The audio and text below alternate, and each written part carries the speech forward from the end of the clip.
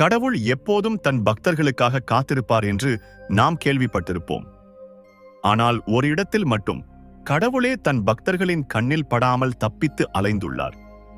ஒரு காலத்தில் பனிப்பாறைகளுக்கு அடியில் தொடர்ந்து 400 ஆண்டுகள் புதைந்திருந்தாலும் அந்த கோவிலில் ஒரு சிறு கீறல் கூட விழவில்லை.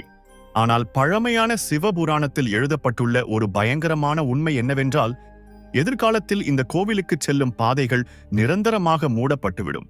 உண்மையில் அந்த பயமுறுத்தும் ரகசியம் என்ன? கடல் மட்டத்திலிருந்து 12,000 அடி உயரத்தில் மூச்சு விடுவதே ஒரு தண்டனையாகத்தான் தோன்றும். அந்த பனிமலைகளில் வீற்றிருக்கும் அந்த பரமசிவனின் கதை என்ன? உலகில் உள்ள மற்ற 11 ஜோதிர்லிங்கங்களில் சிவன் ஒரு குறிப்பிட்ட வடிவத்தில் காட்சியளிக்கிறார். ஆனால் கோடிக்கணக்கான மக்கள் தலைவணங்கி வழிபடும் கேதார்நாத்தில் மட்டும் எந்த சிவலிங்கமும் இருக்காது. அங்கு இருப்பது வெறும் ஒரு முக்கோண வடிவ பாறை. தெளிவாகச் சொல்லப்போனால் ஒரு காளையின் திமில். இத்தனை விந்தைகளும் சிறப்புகளும் அடங்கியுள்ள இந்த கேதார்நாத்தின் உண்மையான கதை என்ன? பூமிக்குள் புதைந்து போன அந்த சிவனின் மற்ற உடல் பாகங்கள் எங்கு தோன்றின? அந்த தேவனின் தலை எந்த நாட்டில் கிடைத்தது? கேதார்நாத்தின் தோற்றம் முதல் கடைசி தீர்க்க தரிசனம் வரை உள்ள ஒவ்வொரு ரகசியத்தையும் இன்று உடைப்போம். கதைக்குள் செல்வதற்கு முன் எங்கள் சேனலை சப்ஸ்கிரைப் செய்து கொள்ளுங்கள். அப்படியே கமெண்ட்களில் பக்தியுடன் ஜெய் கேதார்நாத், ஹர ஹர மகாதேவ். இந்த மகா அற்புதமான கதை குருக்ஷேத்திரத்தில் நடந்த அந்த பயங்கரமான மகாபாரத போருக்கு பிறகு தொடங்குகிறது. அந்த போரில் பாண்டவர்கள் வென்றார்கள். ஆனால் அந்த வெற்றியின் பின்னால் அவர்களின் சொந்த அண்ணன் தம்பிகள், உறவினர்கள், குருமார்களின் இரத்தம் ஓடியது. கோத்திர கொலை, பிரம்மஹத்தி போன்ற மகாபாவங்கள் பாண்டவர்களின் ஆன்மாவை துரத்தத் தொடங்கின. அந்த பாவங்களில் இருந்து விமோசனம் பெற வேண்டும் என்றால் இருக்கும் ஒரே வழி பரமசிவனின் சரணடைவது மட்டுமே. ஆனால் சிவபுராணத்தில் உள்ள கோடிருத்ர சம்ஹிதையின் 19ஆம் அத்தியாயத்தின்படி தங்கள் சொந்த மக்களையே கொன்ற பாண்டவர்களை பார்த்து சிவன் கடுமையான கோபத்தில் இருந்தார். அவர்களுக்கு குறைந்தபட்சம் தரிசனம் கூட கொடுக்கக்கூடாது என்று முடிவு செய்திருந்தார். பாண்டவர்கள் இமயமலைக்குள் எவ்வளவு ஆழமாகச் சென்றார்களோ சிவன் அவர்களை விட்டு அவ்வளவு தூரம் விலகிச் சென்றார். காசியில் இருந்து புறப்பட்ட பாண்டவர்கள் ஒரு இடத்தை அடைந்ததும் சிவன் அவர்கள் கண்ணுக்கு தெரியாமல் முற்றிலும் மாயமானார். அந்த இடம்தான் இன்றைய குப்த காசி, அதாவது கடவுள் மறைந்த காசி என்று அர்த்தம். ஆனால் பாண்டவர்களின் பிடிவாதமும் சிவனின் கோபத்தைப் போலவே உறுதியானது. எப்படியாவது கடவுளை கண்டுபிடிக்க வேண்டும் என்று அவர்கள் கேதார் பள்ளத்தாக்கிற்குள் அடியெடுத்து வைத்தார்கள். அப்பொழுது சிவன் ஒரு காளையின் உருவத்தை எடுத்து அங்கு மேய்ந்து கொண்டிருந்த ஆயிரக்கணக்கான மாடுகளின் கூட்டத்தில் கலந்துவிட்டார். ஆனால் பீமனுக்கு சந்தேகம் வந்தது. உடனே தனது 2 கால்களையும் 2 மலைகள் மீது வைத்து நின்று கொண்டு அந்த மாடுகள் அனைத்தும் தன் கால்களுக்கு அடியில்தான் செல்ல வேண்டும் என்று உத்தரவிட்டான். சாதாரண மாடுகள் அனைத்தும் பயத்துடன் தலைகுனிந்து சென்றுவிட்டன. ஆனால் ஒரு காளை மட்டும் அப்படி செல்ல மறுத்து நின்றுவிட்டது. பீமனுக்கு புரிந்துவிட்டது, அது சாதாரண காளை அல்ல, சாட்சாத் அந்த மகாதேவனே என்று. உடனே அந்த காளையின் திமிலை கெட்டியாக பிடித்து கொண்டான். பீமனின் கையில் சிக்கிய உடனே அந்த காளை மெதுவாக பூமிக்குள் புதையத் தொடங்கியது. பீமன் தனது முழு பலத்தையும் திரட்டி அந்த திமிலை பலமாக பிடித்து இழுத்தான். சிவனின் அந்த காளை உருவம் பூமிக்குள் அப்படியே இறங்கிவிட்டது.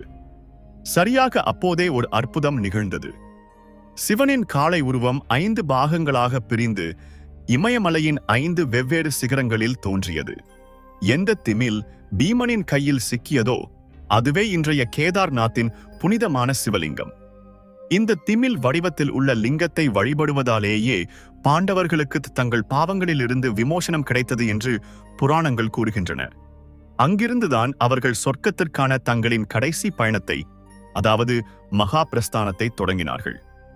தங்களுக்கு தரிசனம் கொடுக்க மறுத்த கடவுளே கடைசியில் கருணை காட்டி முக்தியை வழங்கினார். அதன் பிறகு சிவனின் மற்ற உடல் பாகங்கள் இமயமலையில் எந்தெந்த இடங்களில் தோன்றின என்பதுதான் பஞ்சகேதார் கதை.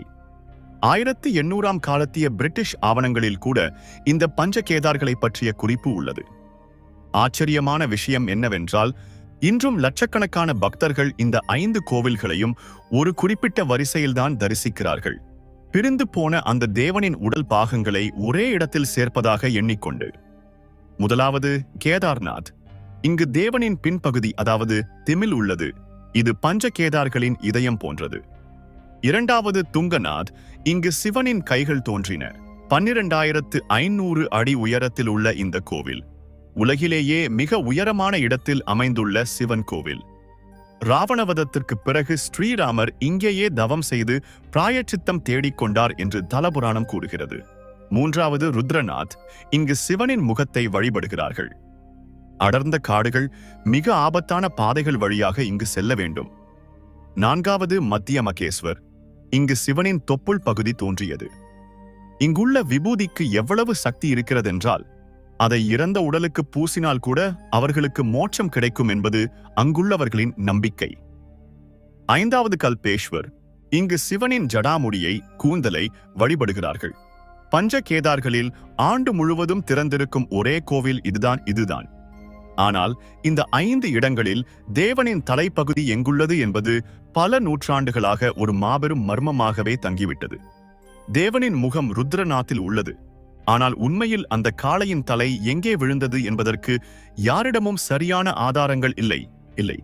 பழைய நூல்களின்படி அது இமயமலையை தாண்டி நேபாளம் பக்கம் எங்கேயோ விழுந்தது என்று மட்டுமே தெரியும்.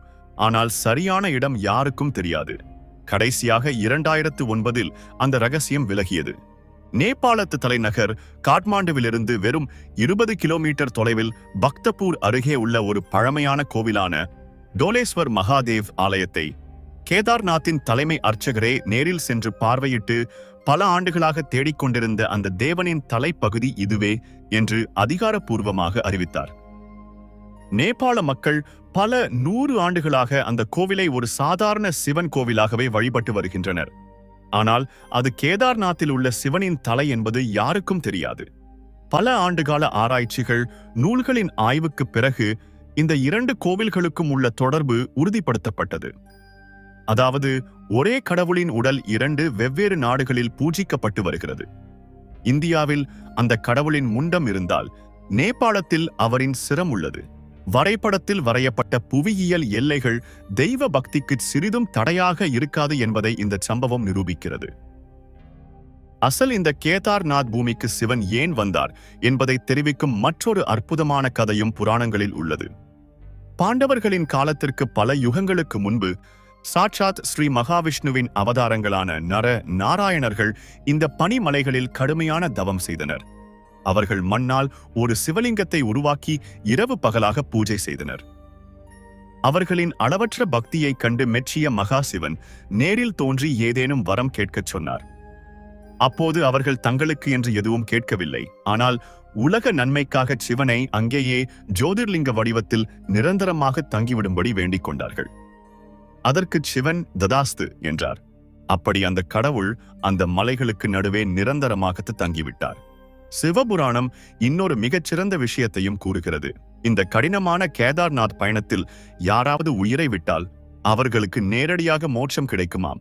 1000 பசுக்களை தானம் செய்தால் எவ்வளவு புண்ணியம் கிடைக்குமோ, ஒரு முறை கேதார்நாத் தரிசனம் செய்தால் அவ்வளவு புண்ணியம் கிடைக்கும் என்று மகாபாரதத்தில் தெளிவாக எழுதப்பட்டுள்ளது. அதாவது பாண்டவர்களால் கேதார்நாத் உருவாகவில்லை. அதற்கு முன்பிருந்தே அது மிகவும் புனிதமான புண்ணிய தலம். இனி நாம் பார்த்து கொண்டிருக்கும் இந்த அற்புதமான கல் கோவில் உண்மையில் எப்படி கட்டப்பட்டது என்பது அறிவியலுக்கும் கூட புரியாத ஒரு அதிசயம். கடல் மட்டத்திலிருந்து 11,753 அடி உயரத்தில் மந்தாகினி மற்றும் சரஸ்வதி நதிகளுக்கு நடுவே உள்ள ஒரு மைதானத்தில் இந்த கோவில் கட்டப்பட்டுள்ளது. இன்றைய காலகட்டத்தின் பிரம்மாண்ட இயந்திரங்களை கூட எடுத்துச் செல்ல முடியாத அந்த உயரத்தில் நமது முன்னோர்கள் இந்த கோவிலை எப்படி கட்டினார்கள்?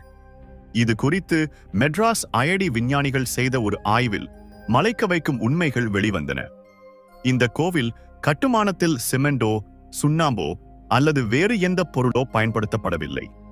இதை மல்டிலீஃப் ட்ரை ஸ்டாக் ஸ்டோன் மெசன்ட்ரி என்ற மிகவும் அபூர்வமான முறையில் கட்டியிருக்கிறார்கள். அதாவது பெரிய பாறை பலகைகளை ஒன்றோடொன்று இன்டர்லாக் செய்து அடுக்கியிருக்கிறார்கள். இதனால் நிலநடுக்கங்கள் வந்தாலும் பெரும் வெள்ளம் வந்தாலும் இந்த கட்டடம் லேசாக அசையுமே தவிர ஒருபோதும் இடிந்து விழாது. இந்த கோவிலுக்கான உண்மையான சோதனை எப்போதோ நடந்துவிட்டது. 13ஆம் நூற்றாண்டு முதல் 17ஆம் நூற்றாண்டு வரை பூமியில் ஏற்பட்ட லிட்டில் ஐஸ் ஏஜ் காலத்தில் இந்த கேதார்நாத் கோவில் சுமார் 400 ஆண்டுகளாக ஒரு பெரிய பனிப்பாறைக்கு அடியில் பனியில் புதைந்து கிடந்தது. பனியின் பாரம், நகரும் பனிப்பாறையின் அழுத்தம் கூட அந்த கோவிலை ஒன்றும் செய்ய முடியவில்லை. பனி உருகிய பிறகு கோவில் எப்படி இருந்ததோ அப்படியே வெளிவந்தது. உலகம் முழுவதும் இன்னும் குடிசைகள் அமைப்பதை கற்றுக்கொண்டிருந்த காலத்திலேயே நம் மக்கள் இயற்கையையே சவால் விடும் வகையில் இப்படிப்பட்ட ஒரு அற்புதமான கட்டடத்தை எழுப்பியது சாதாரண விஷயம் அல்ல. அப்படி மறைந்து போன இந்த கோவிலை மீண்டும் வெளிச்சத்திற்கு கொண்டு வந்தது யார்? 8ஆம் நூற்றாண்டில் வெகு தொலைவில் உள்ள தெற்கு பகுதியான கேரள மாநிலத்தில் பிறந்த ஒரு 8 வயது சிறுவனான ஆதிசங்கராச்சாரியார். சிறு வயதிலேயே சந்நியாசம் மேற்கொண்ட அவர் கால்நடையாகவே இந்தியா முழுவதும் சுற்றினார்.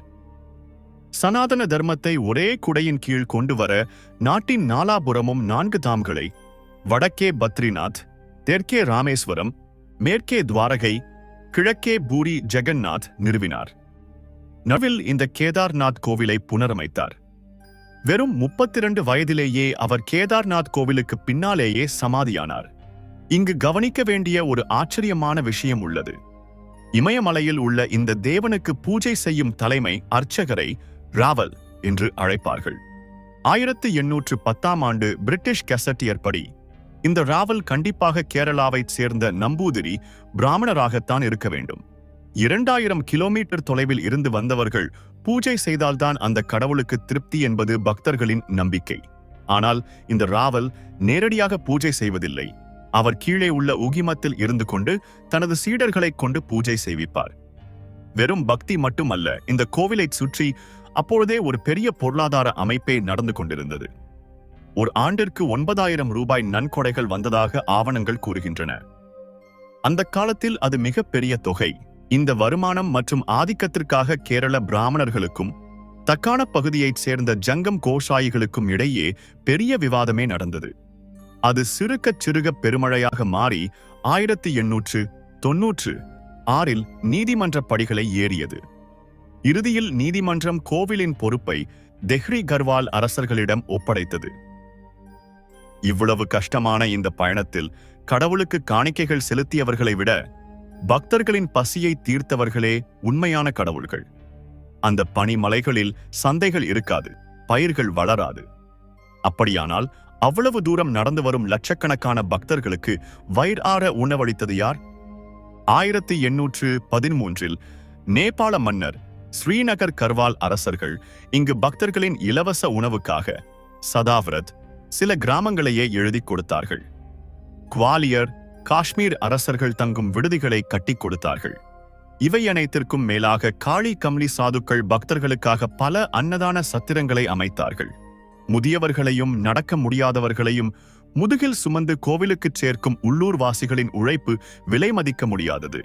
கேமராக்களுக்கு தெரியாத இந்த கண்ணுக்கு தெரியாத சேவகர்கள்தான் உண்மையில் கேதார்நாத் யாத்திரைக்கு உயிர் கொடுத்தவர்கள். இந்த கோவிலை பற்றி யாருக்கும் புரியாத மற்றொரு பெரிய மர்மம் என்னவென்றால், வருடத்தில் 6 மாதங்கள் கோவிலின் கதவுகளை முற்றிலும் மூடிவிடுவார்கள். அந்த சமயத்தில் கேதார்நாத் முழுமையாக பனியால் மூடியிருக்கும். ஒரு மனிதன் கூட அங்கு அடியெடுத்து வைக்க மாட்டான். கோவிலை மூடும்போது கேதார்நாத்தின் உற்சவ மூர்த்தியை பல்லக்கில் வைத்து கீழே உள்ள உகிமத்தில் உள்ள ஓங்காரேஸ்வர் ஆலயத்திற்கு கொண்டு வருவார்கள். ஆனால் கோவிலை மூடுவதற்கு முன் கருவறையில் ஒரு பெரிய நெய் தீபத்தை ஏற்றிவிட்டு வருவார்கள். 6 மாதங்களுக்கு பிறகு மீண்டும் கோவில் கதவுகளை திறக்கும் போது அந்த தீபம் மலையளவு பிரகாசமாக அப்படியே எரிந்து கொண்டிருப்பதை காண முடியும். யாரும் இல்லாமல் 6 மாதங்கள் தீபம் எப்படி எரியும்? மனிதர்கள் இல்லாத அந்த 6 மாதங்கள் தேவர்களே நேரில் வந்தும் க்ஷேத்திர பாலகனான பைரவநாத் இந்த கோவிலுக்கு காவலாக இருந்தும் தேவனை பூஜிப்பார்கள் என்பது உள்ளூர்வாசிகளின் ஆழமான நம்பிக்கை.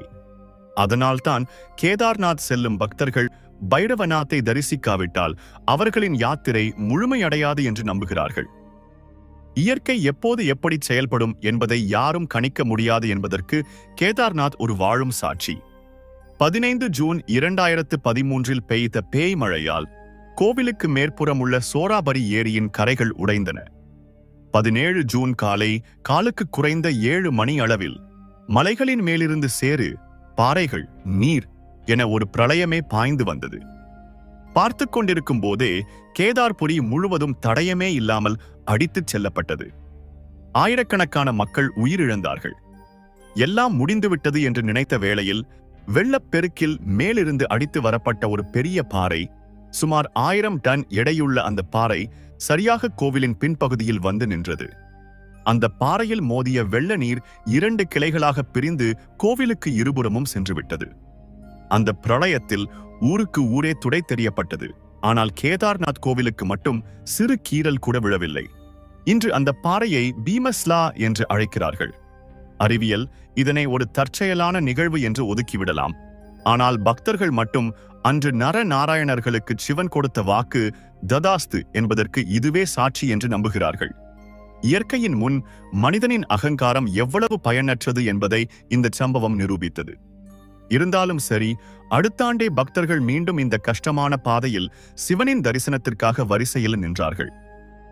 ஆனால் 2013 வந்த அந்த வெள்ளம் வெறும் ஒரு எச்சரிக்கை மட்டும்தானா? புராணங்களில் உள்ள எதிர்கால கணிப்பின்படி பார்த்தால் உண்மையான பிரளயம் இன்னும் வரப்போகும் காலத்தில் இருக்கிறது. சிவபுராணத்தில் கூறியுள்ளபடி எதிர்காலத்தில் ஏதோ ஒரு நாள் கேதார் பள்ளத்தாக்கின் இருபுறமும் உள்ள நர் நாராயண் என்ற 2 மலைகளும் ஒன்றோடு ஒன்று இணைந்துவிடும். அந்த நாளோடு கேதார்நாத்திற்கு செல்லும் பாதைகள் அனைத்தும் நிரந்தரமாக மூடப்பட்டுவிடும். அதன் பிறகு சிவனை பவிஷ்ய கேதார் என்ற புதிய இடத்தில் வழிபடுவார்கள். இதெல்லாம் வெறும் புராணங்களின் வார்த்தை அல்ல. ஜியோலாஜிக்கல் சர்வே ஆஃப் இந்தியா கூட இங்குள்ள பனிப்பாறைகள் இன்னும் ஆக்டிவாகவே உள்ளன. புவியியல் மாற்றங்கள் கண்டிப்பாக நிகழும் என்று எச்சரிக்கிறது. பல யுகங்களுக்கு முன் தேவன் காளை உருவத்தில் எங்கு மறைந்தாரோ, பல ஆண்டுகளுக்கு பிறகு அந்த தேவனின் தலை எங்கு கிடைத்ததோ, எதிர்காலத்தில் அதே தலம் நிரந்தரமாக மறைந்துவிடும் என்பது கற்பனை அல்ல, காலம் எழுதப் போகும் நிஜம். இந்த மகா சிவத்தலம் அதன் இறுதி நிலையை அடைவதற்கு முன்பே வாய்ப்புள்ள ஒவ்வொருவரும் அந்த மகாதேவனை தரிசிக்க வேண்டும். இதே போன்று பத்ரிநாத் கோவிலிலும் 6 மாதங்கள் மூடியிருக்கும் அறையில் தீபம் யாரும் இல்லாமலேயே எப்படி எரிகிறது என்பதை தெரிந்து கொள்ள வேண்டுமென்றால் எனக்கு கமெண்ட் செய்து சொல்லுங்கள். கண்டிப்பாக அதை பற்றியும் ஒரு விரிவான வீடியோ செய்ய முயற்சிக்கிறேன். Thank you, friends. Thank you for watching.